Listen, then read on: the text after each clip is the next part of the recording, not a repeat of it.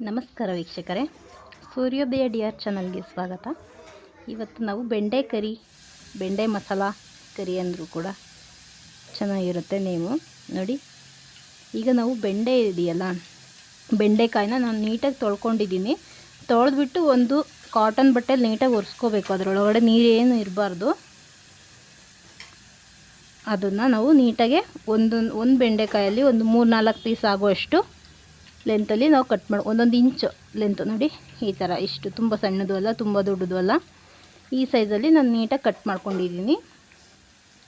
ಇದಕ್ಕೆ ನಾವು ಒಂದು 4-5 ಸ್ಪೂನಲ್ಲಿ ಸ್ವಲ್ಪ ಎಣ್ಣೆ ಜಾಸ್ತಿನೇ ಹಾಕ್ಕೋಬೇಕಾಗತ್ತೆ, ನಾರ್ಮಲ್ ಒಗ್ಗರಣೆಗೆ ಹಾಕೋದ್ಕಿಂತ ಸ್ವಲ್ಪ ಜಾಸ್ತಿ.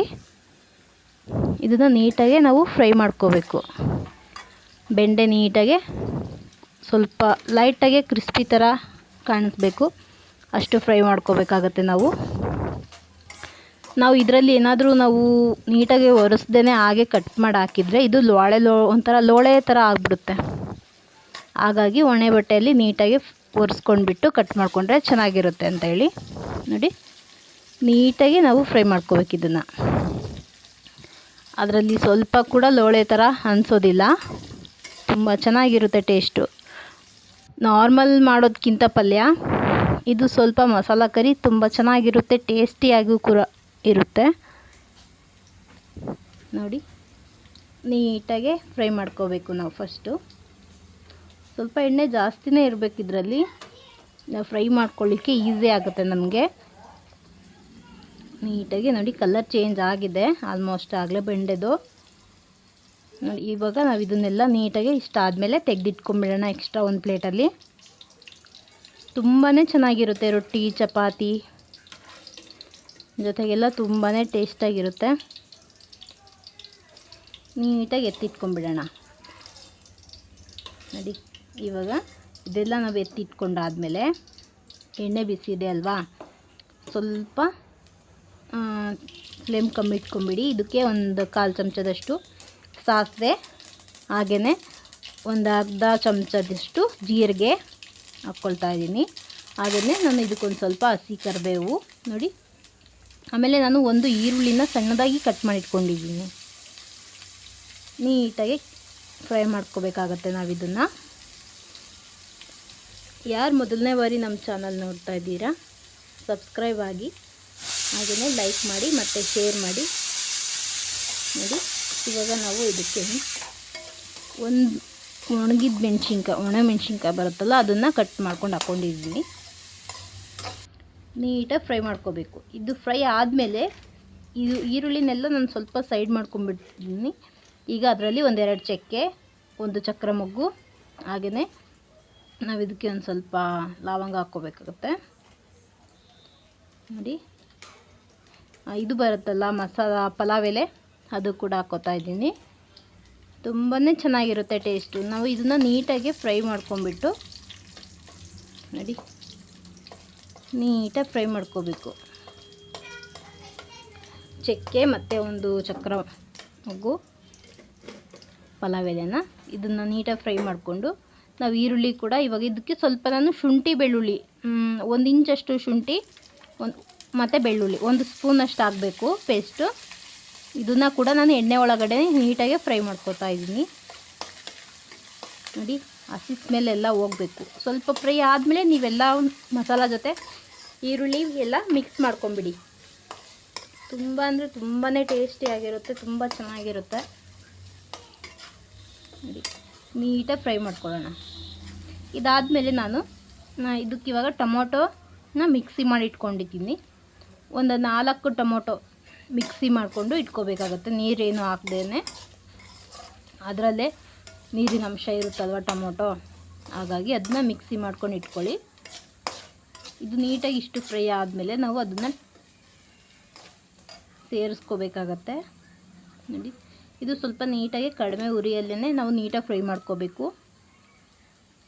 ನಮಗೆ ಇಷ್ಟ ಆಗಿದೆ ಅಂದಮೇಲೆ ನಾವು ಇದನ್ನು ನಾನು ಟೊಮೊಟೊ ಮಿಕ್ಸಿ ಮಾಡ್ಕೊಂಡಿದ್ದೀನಿ. 4 ಟೊಮೊಟೊ ಕೆಂಪಗಾಗಿರಬೇಕು, ಟೊಮೊಟೊ ಚೆನ್ನಾಗಿ ಹಣ್ಣಾಗಿರಬೇಕು, ಆವಾಗ ಟೇಸ್ಟು ತುಂಬ ಚೆನ್ನಾಗಿರುತ್ತೆ. ಒಂದು 4 ಟೊಮೊಟೊನ ಮಿಕ್ಸಿ ಮಾಡ್ಕೊಂಡಿರೋದನ್ನ ನಾನು ಇದಕ್ಕೆ ಹಾಕ್ಬಿಟ್ಟು ನೀಟಾಗಿ ಹಸಿ ಸ್ಮೆಲ್ಲೆಲ್ಲ ಹೋಗಬೇಕು, ಅಲ್ಲಿವರೆಗೂ ನೀಟಾಗಿ ಫ್ರೈ ಮಾಡ್ಕೊತಿದ್ದೀನಿ. ನೋಡಿ ಅದು ನೀಟಾಗಿ ಎಣ್ಣೆ ಬಿಟ್ಕೊಳ್ಳುತ್ತೆ. ನಾವು ಇದಾದಮೇಲೆ ನಾವು ಮತ್ತೆ ಎಕ್ಸ್ಟ್ರಾ ಏನೇನು ಐಟಮ್ಸ್ಗಳು ಬೇಕು ಅಂತ ನಾನು ನಿಮ್ಗೆ ಹೇಳ್ತೀನಿ. ಇದಕ್ಕೆ ನೋಡಿ ನೀಟಾಗಿ ಫ್ರೈ ಆಗಿದೆ ಅಲ್ವಾ, ಹಸಿ ಸ್ಮೆಲ್ಲೆಲ್ಲ ಹೋಗಿದೆ. ತುಂಬಾ ಚೆನ್ನಾಗಿರುತ್ತೆ ಟೇಸ್ಟು. ನೀಟಾಗಿ ಫ್ರೈ ಮಾಡ್ಕೋಬೇಕು. ಶುಂಠಿ ಎಲ್ಲ ಹಾಕಿರ್ತೀವಲ್ಲ, ಸ್ವಲ್ಪ ಕೈ ಆಡಿಸ್ತಾನೆ ಇರಬೇಕು. ತುಂಬ ಚೆನ್ನಾಗಿರುತ್ತೆ ರೊಟ್ಟಿಗೆ ಚಪಾತಿ ಜೊತೆಗೆಲ್ಲ. ತುಂಬಾ ಟೇಸ್ಟ್ ತುಂಬ ಚೆನ್ನಾಗಿರುತ್ತೆ ಬೆಂಡೆಕಾಯಿ. ನಾವು ನಾರ್ಮಲಾಗಿ ಪಲ್ಯ ತಿಂತೀವಿ ಮನೆಯಲ್ಲೆಲ್ಲ ಮಾಡಿಕೊಂಡು, ಅದಕ್ಕಿಂತ ಡಿಫ್ರೆನ್ಸ್ ಆಗಿರುತ್ತೆ. ನೋಡಿ ಇದಕ್ಕೆ ನಾನು ಇವಾಗ ರುಚಿಗೆ ಬೇಕಾದಷ್ಟು ಒಂದು 3/4 ಸ್ಪೂನಷ್ಟು ಉಪ್ಪು ಹಾಕ್ಕೊಂಡಿದ್ದೀನಿ, ಸಣ್ಣ ಉಪ್ಪು. ಆಮೇಲೆ ನಾವು ಇದಕ್ಕೆ ಸ್ವಲ್ಪ ಒಂದು 1/4 ಚಮಚದಷ್ಟು ಅರಿಶಿನ ಹಾಕ್ಕೊಳ್ತಾ ಇದ್ದೀನಿ. ಹಾಗೆಯೇ ನಾನು ಇವಾಗ ಇದಕ್ಕೂ ಒಂದು 3/4 ಚಮಚದಷ್ಟು ಖಾರದ ಪುಡಿ ಆ್ಯಡ್ ಮಾಡ್ತಿದ್ದೀನಿ. ಆಮೇಲೆ ಗರಂ ಮಸಾಲ ಪೌಡರು ಬೇಕಾಗುತ್ತೆ ಇದಕ್ಕೆ. ನೋಡಿ ನಾವಿವಾಗ ಇದಕ್ಕೆ ಖಾರದ ಪುಡಿ ಎಲ್ಲ ಹಾಕಿದ್ದೀವಲ್ವ, ಒಂದು 3/4 ಚಮಚದಷ್ಟು ಖಾರದ ಪುಡಿ ಆ್ಯಡ್ ಮಾಡಿದ್ದೀನಿ. ಹಾಗೆಯೇ 1 ಚಮಚದಷ್ಟು ಗರಂ ಮಸಾಲ ಪೌಡರ್ ಹಾಕ್ಕೊಂಡು ನಾವು ನೀಟಾಗಿ ಸ್ವಲ್ಪ ಫ್ರೈ ಮಾಡ್ಕೊಂಬಿಡೋಣ. ಇದನ್ನು ಮಿಕ್ಸ್ ಮಾಡಿಕೊಂಡು ತುಂಬ ಅಂದರೆ ತುಂಬಾ ಚೆನ್ನಾಗಿರುತ್ತೆ ಟೇಸ್ಟು. ನೋಡಿ ನೀಟಾಗಿ ಫ್ರೈ ಮಾಡ್ಕೊಂಬಿಡೋಣ.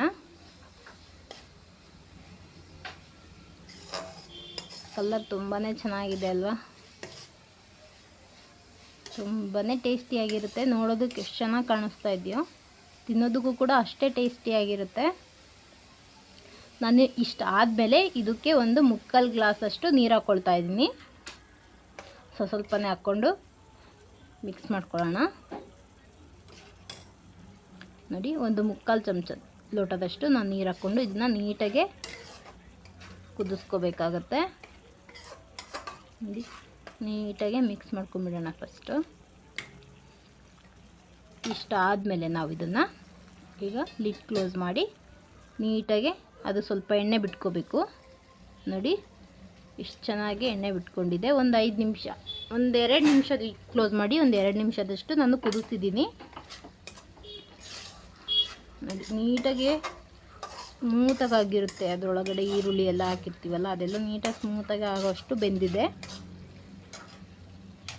ಇದಿಷ್ಟು ಆದಮೇಲೆ ನಾವು ಇದಕ್ಕೆ 1-2 ಮೆಣಸಿನ್ಕಾಯಿ, ಹಸಿಮೆಣಸಿನ್ಕಾಯಿ ಸ್ವಲ್ಪ ಉದ್ದುದ್ವಾಗಿ ಕಟ್ ಮಾಡಿ ಹಾಕ್ಕೊಂಡಿದ್ದೀನಿ. ಇದನ್ನು ನಾವು ನೀಟಾಗಿ ಮಿಕ್ಸ್ ಆದಮೇಲೆ ನೋಡಿ ಇದಕ್ಕೆ ನಾನೀಗ ಬೆಂಡೆ ಫ್ರೈ ಮಾಡ್ಕೊಂಡಿದ್ದೀವಲ್ಲ ಅದನ್ನು ಆ್ಯಡ್ ಮಾಡ್ಕೊಳ್ಳೋಣ. ನೋಡಿ ತುಂಬ ಚೆನ್ನಾಗಿರುತ್ತೆ ಟೇಸ್ಟು.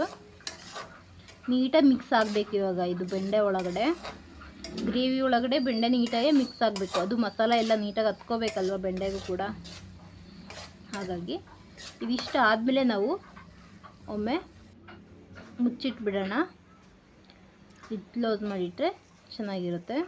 ನೋಡಿ ಎಣ್ಣೆ ಎಷ್ಟು ಚೆನ್ನಾಗಿ ಬಿಟ್ಕೊಳ್ತಾ ಇದೆ ಅದು. ಈ ಟೈಮಲ್ಲಿ ನಾವು ಇದನ್ನು ಇನ್ನೂ ಒಮ್ಮೆ ನೀಟಾಗಿ ಮಿಕ್ಸ್ ಮಾಡಿಕೊಂಡು ನೋಡಿ ತಿನ್ನುವಾಗ ತುಂಬಾ ಚೆನ್ನಾಗಿರುತ್ತೆ. ಟೇಸ್ಟ್ ಮಾಡಿ ನೋಡಿ. ಧನ್ಯವಾದ.